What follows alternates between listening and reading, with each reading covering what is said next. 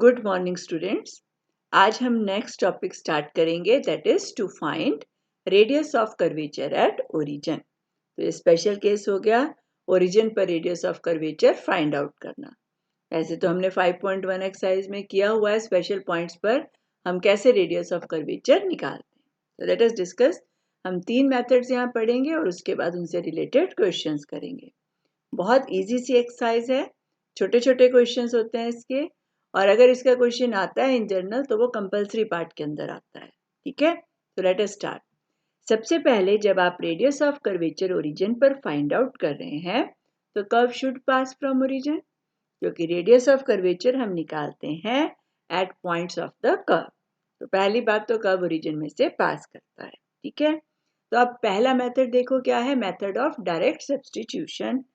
ये मेथड वही है जो हमने पहली एक्सरसाइजेस में किया है कि आप क्या करें, मान लो आपको y1 और y2 लिख लिया हमने, फर्स्ट और सेकंड ऑर्डर डेरिवेटिव, और ओरिजिन पर अगर रेडियस ऑफ कर्वेचर निकालनी है तो इन दोनों की वैल्यूज आप ओरिजिन पर फाइंड आउट कर दो और फार्मूला में सब्स्टिट्यूट कर दो and you will get the answer.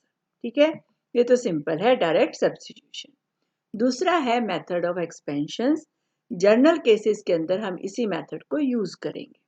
कैसे करेंगे, क्योंकि हर जगह पर y1 y2 निकालना ओरिजिन पर इतना भी सिंपल नहीं होगा, तो उन केसेस में हम इस तरह के मेथड को, इस मेथड को यूज करेंगे। तो रिकॉल करो, हमने मैक्लॉरिन सीरीज पढ़ी थी। हमारे पास कर्व है y is equal to f of x. तो अगर हम मैक्लॉरिन सीरीज से करें तो एफ ऑफ एक्स होगा f not plus x f dash 0 plus x square by 2 factorial f double dash 0 plus x cube by 3 factorial f triple dash 0 plus and so on. ठीक है, अब क्योंकि curve origin में से पास कर रहा है तो जब x 0 है तो y भी क्या होगा 0, यानी f 0 तो हो गया 0। ठीक है, f डैश 0 को हम डिनोट कर लेते हैं p से, f double dash 0 is my q and f triple dash 0 is r। ठीक है, p q and r। p क्या है f डैश 0, Q है f डबल डैश 0 और f है f ट्रिपल डैश 0। बेसिकली तो हमें इन्हीं दोनों की ज़रूरत है। जब रेडियस ऑफ कर्वेचर लिखनी है तो एक तो मुझे फर्स्ट ऑर्डर डेरिवेटिव और एक क्या चाहिए रहता है, सेकंड ऑर्डर डेरिवेटिव। इसके बाद इन दोनों को निकाल के भी दिखाया, but according to me these steps are not necessary, but क्योंकि बुक में लिखे हैं तो आप इनको एक बार पढ़ लेना। ये हमने इसको डिफ्रेंशिएट किया, y1 प्रूव कर दिया p है और y2 प्रूव कर दिया q है। कहाँ पर, एट ओरिजिन। तो रेडियस ऑफ कर्वेचर के फॉर्मूला में अगर हम पुट करेंगे तो रो किसके इक्वल होगा, 1 plus p square whole raise the power 3/2 upon q. Q second order derivative और p फर्स्ट ऑर्डर। लेकिन क्वेश्चंस में कैसे करना है वो आप सीख लो। हमारे पास एक्स वाई में एक रिलेशन दिया जाएगा, वहां पर y को आपने पुट करना है px plus Q x square by 2 factorial plus and so on. ये टर्म भी लिखने की जरूरत नहीं है। क्या पुट करना है, फिर से सुन लो, px plus Q x square by 2 factorial plus and so on. उस इक्वेशन को आपने सिंप्लीफाई करना है, वहां से p और q की वैल्यू को फाइंड आउट कर लेना और रेडियस ऑफ कर्वेचर के फार्मूले में इस तरह से पुट कर देना टू गेट द आंसर। ये हो गया सेकंड मेथड। थर्ड मेथड है जिसका नाम होता है न्यूटन्स मेथड, लेकिन ये अप्लाई होता है स्पेशल केसेस में। कौन से special case, if x axis is tangent at origin और y axis is tangent at origin, तब हम न्यूटन मेथड को अप्लाई करते हैं। x एक्सिस यानी y इज इक्वल टू 0 अगर टेंजेंट है ओरिजिन पर तो उस केस में रो एट ओरिजिन होता है limit x goes to 0 y goes to 0 x square by 2y। याद रखना कौन सी लाइन टेंजेंट है, x एक्सिस, जिसकी इक्वेशन क्या है, y इज इक्वल टू 0, तो किससे डिवाइड करना है, 2y से। ठीक है, इसी तरह से अगर y एक्सिस टेंजेंट है ओरिजिन पर तो उस केस में radius of curvature at origin होगी limit x goes to 0 y goes to 0 y square by 2x। लेकिन ये सिर्फ तब अप्लाई होगा अगर आपके पास x एक्सिस या y axis tangent at origin हो। ठीक, फिर अब हम आगे करते हैं, पहले फॉर्मूलाज पढ़ लो। Curvature at origin if polar equation of the curve is given, उस केस में भी ये न्यूटन्स फॉर्मूला ही है। कब एप्लीकेबल है? व्हेन द इनिशियल लाइन पर थीटा 0 होता है, is a tangent to the curve. अगर इनिशियल लाइन टेंजेंट है कर्व पर, तो रो एट द पोल और ओरिजिन यू कैन से क्या होगा? Limit theta goes to 0 1/2 dr by d theta. ठीक है, तो देखो न्यूटन्स मेथड यूज करने के लिए हमें क्या पता होने चाहिए? What is the equation of tangent at origin. तो उसको निकालने का एक डायरेक्ट मेथड होता है, वो आप नोट कर लो। क्या मेथड है कि हम क्या करते हैं, अगर कार्टेशियन इक्वेशन है, Cartesian equation of the curve is given, सबसे पहले तो कर्व ओरिजिन में से पास करना चाहिए, तभी वहां आप टेंजेंट ड्रॉ करेंगे कर्व के ऊपर। तो अगर कर्व ओरिजिन में से पास करता है तो फर्स्ट ऑफ ऑल तो उसमें कोई भी कांस्टेंट टर्म नहीं होनी चाहिए। ठीक है, फिर लोएस्ट डिग्री टर्म, कर्व में जो लोएस्ट डिग्री टर्म है उसको 0 के इक्वल रख दो। That will give me the equation of tangent और टेंजेंट्स एट ओरिजिन। एक भी हो सकता है, एक से ज्यादा भी ओरिजिन पर टेंजेंट्स हो सकते हैं। ठीक है, जैसे ये एग्जांपल देखो, हमारे पास कर्व है x² plus y² minus 4x is equal to 0। तो यहाँ लोएस्ट डिग्री टर्म क्या है? -4x। तो equation of tangent at origin क्या बनी? -4x 0, और you can say x is equal to 0। x is equal to 0 किसकी इक्वेशन होती है? y एक्सिस की। This means y axis is tangent at origin. बहुत सिंपल सा तरीका है to write the equation of tangent at origin. ठीक है, पोलर कर्व्स में कैसे लिखते हैं equation of tangent at origin?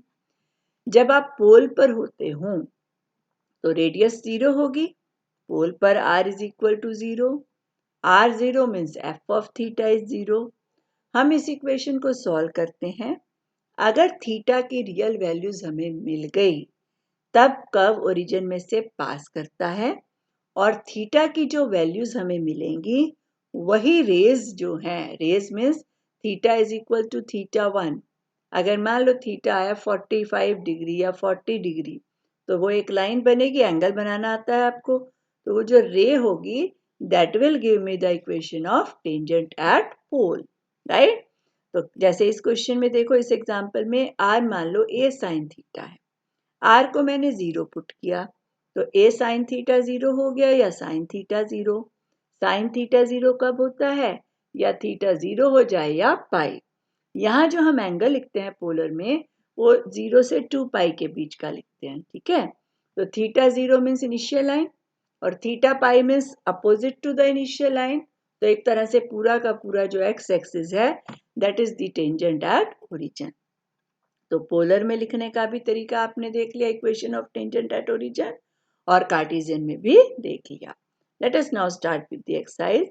आज हम करेंगे simple question based on Newton's method. ठीक है, देखो radius of curvature at origin लिखनी है फॉर द फॉलोइंग कर्व्स। पहला कर्व देखो, x³ minus 2x² minus 3xy² minus 4y³ plus 5x² minus 6xy plus 7y² minus 8y is equal to 0। यहाँ पर अगर मैं equation of tangent at origin लिखूं, तो equation of tangent at origin आएगी lowest degree term को 0 को equate करके।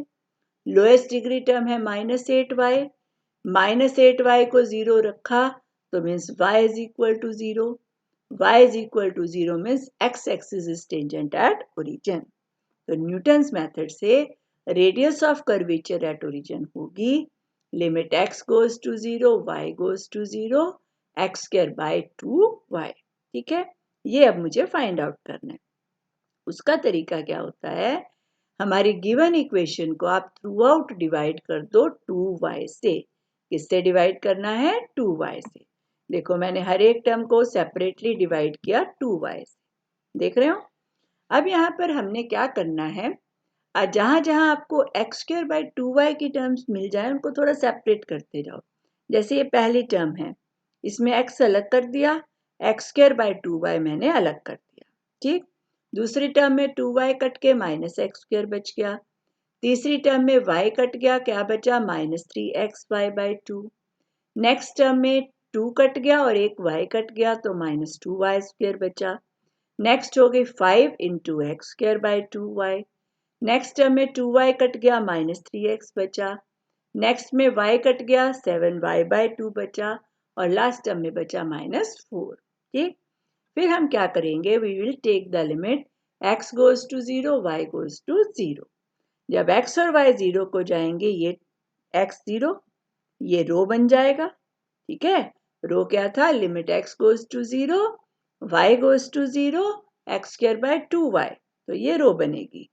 ये 0 हो गया, ये 0 हो गया, ये टर्म 0 हो गई, ये हो गई 5 इंटू रो, ये 0, this term is 0, last is -4। तो मेरे पास बना 5 रो -4 इज 0, तो रो किसके इक्वल हो गया, 4/5। तो this is the radius of curvature at origin. तो इस तरह का सिंपल क्वेश्चन है। इसी तरह जल्दी से देख लो, जो ये वाला कर्व है, इस कर्व में what is the equation of tangent at origin, 4x, और you can say x is equal to 0 और y axis। तो थ्रू आउट किससे डिवाइड करोगे, 2x से। 2x से जब आप इसको डिवाइड करेंगे तो इस तरह से बनेगी। देखो, हर एक टर्म के नीचे मैंने 2x लिखा और जहां जहां मुझे y²/2x की टर्म्स मिली वो मैंने सेपरेट करके लिख ली। यहाँ पर ये सारी टर्म 0 हो जाएंगी लिमिट लेकर, ये रो बनेगा, रो +2 इज 0 और रो इज इक्वल टू -2। ठीक है, चलिए नेक्स्ट करते हैं आप। To find radius of curvature at origin for the following curve. देखो, कर्व है मेरा y - x is equal to x² + 2xy + y²। सबसे पहले तो कर्व ओरिजिन में से पास कर रहा है, फिर लोएस्ट डिग्री टर्म को अगर मैं 0 को इक्वेट करूं यहाँ पर, तो लोएस्ट डिग्री टर्म मेरी y - x है। तो हमारा equation of tangent at origin क्या बना इस केस में, y - x is equal to 0 और y is equal to x। तो ये लाइन ना तो x एक्सिस है ना ही y एक्सिस। इसका मीनिंग ये हुआ कि यहाँ पर हम न्यूटन्स मेथड अप्लाई नहीं कर सकते। न्यूटन मेथड हम अप्लाई नहीं कर सकते, तो हम जनरल मेथड की तरफ चलेंगे, जो कि सेकंड मेथड था। सेकंड मेथड में मैंने आपको क्या बताया था कि हम y को पुट करेंगे, क्या पुट करेंगे, px + qx²/2 factorial plus and so on. इसी तरह लिखना है, बिल्कुल प्लस एंड सो ऑन जरूर लिखना। ठीक है, कर्व में पुट करो, क्या कर्व था, y - x, y की वैल्यू पुट की -x plus x² + 2x into y plus y²। ठीक है, अब थोड़ा सा सिंप्लीफाई करते हैं। पहले देखो, डिफरेंट डिग्री की टर्म्स आपने अलग अलग करनी है। x की टर्म बनी p-1, x का कॉफिशिएंट है p-1, फिर x² की एक ही टर्म है qx²/2 factorial plus and so on. Left side तो सिंपल थी, राइट साइड पर देखो ये x² है, इसमें x को अंदर ले गए तो मेरा बना 2px², ये 2 इस 2 से कट गया, plus qx³ plus and so of. इस स्क्वायर को ओपन करते हैं, पहली टर्म हुई p²x², दूसरी टर्म होगी 2 से 2 कट गया, क्या आएगा pqx³ plus and so on. तो राइट साइड पे x² की टर्म्स हुई, देखो 1 + 2p + p², 1 + 2p + p² times x²। x³ की टर्म्स हैं q यहाँ से प्लस pq सेकंड से, q + pq x³ plus and so on. अब देखो, लेफ्ट में मेरे पास टर्म्स हैं x, x² x³ and so on, right में है x² x³ plus and so on, और ये इक्वेशन आइडेंटिकली सेटिस्फाई होनी चाहिए। तो हम कंपेयर करेंगे coefficient of various parts of x on both sides. x और x² के कोफिशिएंट से हम मेनली कंपेयर करते हैं। देखो, x का कोफिशिएंट लेफ्ट में है p-1 और राइट में x की कोई टर्म नहीं, तो राइट में x का कोफिशिएंट हुआ 0, तो p-1 0 आ गया, तो p मेरे पास हो गया 1। फिर x² की टर्म देखो, लेफ्ट में है q/2, राइट में है 1 + 2p + p² और p ऑलरेडी कैलकुलेट हो गया 1 है, p को 1 पुट करेंगे तो राइट साइड हुई 1 + 2 + 1 यानी 4, तो क्या हो गया 8. So what is radius of curvature? Rho is 1 plus p square whole raised to the power 3 by 2 upon q. p 1 था तो p square भी 1 हो गया. 1 plus 1 हो गया 2. 2 की पावर 3 by 2. 8 होता है 2q. तो 3 by 2 पावर नीचे आके नेगेटिव हो गई. 3 minus 3 by 2 is again 3 by 2. तो I have 2 raised to the power 3 by 2 और it is 1 by 2 root 2. ठीक है, तो इस तरह से हम इस मेथड को यूज करते हैं. नेक्स्ट देखो, नेक्स्ट जो इसका थर्ड पार्ट है सेकेंड क्वेश्चन का, उसमें कर्व है a1x plus a2y plus b1x² plus b2xy plus b3y square plus c1x³ plus and so on is equal to 0. ठीक है, क्लियरली मुझे नजर आ रहा है कि equation of tangent at origin मिलेगी a1x प्लस a2y 0, जो कि ना तो x एक्सिस है ना ही y एक्सिस, इसीलिए यहाँ पर हम जनरल मेथड अप्लाई करेंगे. ठीक है, तो y को क्या पुट करेंगे हम, px plus qx square by 2 factorial plus and so on in first. Let us do that. a1x plus a2y था, y की वैल्यू पुट कर दी, प्लस b1x स्क्वायर था, प्लस b2xy था, प्लस b3y स्क्वायर था, plus c1x³ plus and so on. अब different different degree की terms को हम यहाँ पर कलेक्ट करेंगे. x की देखो यहाँ से टर्म्स मिली, क्योंकि उसके बाद तो x स्क्वायर की टर्म्स शुरू हो गई. x की टर्म बनी a1 प्लस a2p. ठीक है, फिर एक्स स्क्वायर की टर्म्स देखो, यहां से मिलेगी a2q बाय 2, यहां से मिल गई b1, यहां से एक्स स्क्वायर की टर्म हुई b2p, और यहां पर जब आप स्क्वायर ओपन करेंगे तो पहली टर्म है p स्क्वायर एक्स स्क्वायर. ठीक है, तो p स्क्वायर इंटू b3, ये हमें मिल गई एक्स स्क्वायर की नेक्स्ट टर्म. उसके बाद की टर्म्स लिखने की जरूरत नहीं, क्योंकि मुझे दो ही अननोन निकालने हैं p एंड q. तो आई रिक्वायर ओनली 2 इक्वेशंस. ठीक है, तो देखो अब क्या करेंगे, फिर से दोनों तरफ कोफिशिएंट्स कंपेयर करेंगे. राइट साइड तो 0 है, इसका मतलब सारे के सारे कोफिशिएंट सेपरेटली 0 होंगे. x का कोफिशिएंट लेफ्ट में है a1 plus a2p, a1 plus a2p 0, तो यहाँ से p आ जाएगा माइनस a1 बाई a2. फिर एक्स स्क्वायर का कोफिशिएंट 0 रखा, a2q by 2 plus b1 plus b2p plus b3p square 0. p की वैल्यू पुट की माइनस a1 बाई a2 दोनों जगह. एलसीएम यहाँ से क्यों निकालना है मुझे, ये सारी टर्म आप राइट पर ले जाओ. Minus b1 plus b2 a1 by a2 minus b3 a1 square by a2 square. यहाँ पर सिंप्लीफाई करके q मेरा आ गया 2 upon a2 cube, a2 b2 a1 LCM लिया हुआ है राइट साइड पे, minus b1 a2 square minus b3 a1 square. बस इसको जस्ट फार्मूला में पुट कर दो and you get the answer. ठीक है, तो this is how you will do the question. यहाँ तक के सारे क्वेश्चंस और रिमेनिंग क्वेश्चंस भी इस एक्सरसाइज के आप ट्राई करना, बाकी हम नेक्स्ट लेक्चर में डिस्कस करेंगे. ठीक है.